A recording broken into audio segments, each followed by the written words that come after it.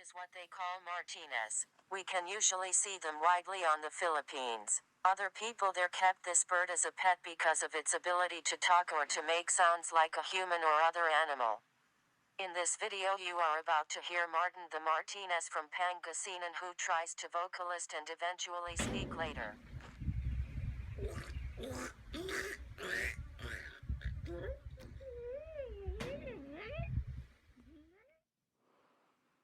For more exciting and mind-blowing videos, please click the subscribe button and hit that bell for new video updates.